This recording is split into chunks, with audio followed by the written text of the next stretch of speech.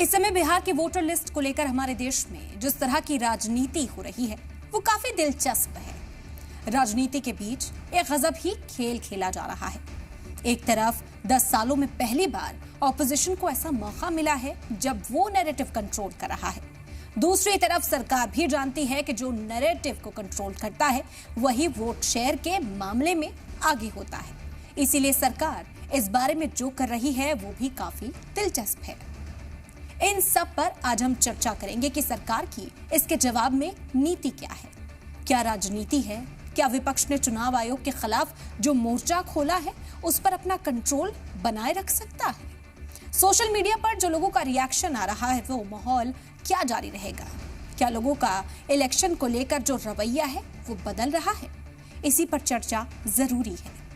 आदाब, मैं हूं रम खान और हम आज बात करने वाले हैं, चर्चा करने वाले हैं कि वोट की चोरी से बात अब हेडलाइन की चोरी तक आखिर कैसे पहुंच गई। देखिए हमारी ये खास पेशकश।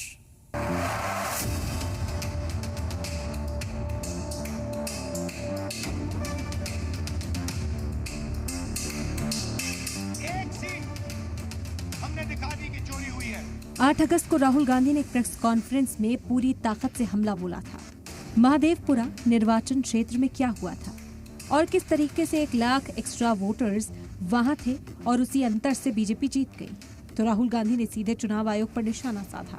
यहाँ पे एक लोकसभा चोरी की गई है। ये एक क्रिमिनल एक्ट है। कर्नाटक की जनता के खिलाफ एक क्रिमिनल एक्ट है और कर्नाटका की सरकार को इस क्राइम का इन्वेस्टिगेशन करना चाहिए और एक्शन लिया जाना चाहिए। ये जो इलेक्शन कमीशन के ऑफिसर्स हैं जिन्होंने 1000, 10,000, 15,000 लोगों को, फेक लोगों को वोटर लिस्ट में डाला है, इनसे सवाल पूछना चाहिए और महादेवपुरा की सच्चाई निकालनी चाहिए। उस हमले को शुरू हुए कुछ दिन बीत चुके हैं, लेकिन राहुल गांधी लगातार बिहार में निष्पक्ष चुनाव की मुहिम में मोर्चा संभाले हुए हैं, कभी पैदल तो कभी बुलेट पर सवार होकर।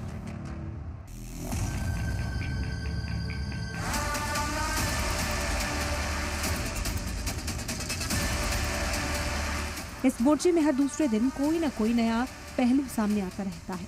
या तो सुप्रीम कोर्ट का कोई ऑर्डर आता रहता है कि बिहार एसआईआर के लिए चुनाव आयोग को आधार पर विचार करना होगा, या फिर कोई समाचार संगठन जांच करके ये जाहिर करता है कि अन्य जगहों पर भी धांधली हुई है, मल्टीपल वोटर रजिस्ट्रेशन हुए हैं,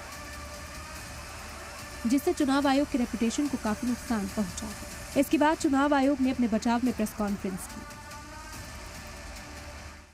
हलफनामा देना होगा या देश से माफी मांगनी होगी, तीसरा विकल्प नहीं है। मतदाता द्वारा अपना प्रत्याशी चुनने के 45 डेज के भीतर माननीय उच्च न्यायालय में चुनाव याचिका दायर न की जाए और फिर वोट चोरी जैसे गलत शब्दों का इस्तेमाल करके जनता को गुमराह करने का असफल प्रयास किया जाए तो यह भारत के संविधान का अपमान नहीं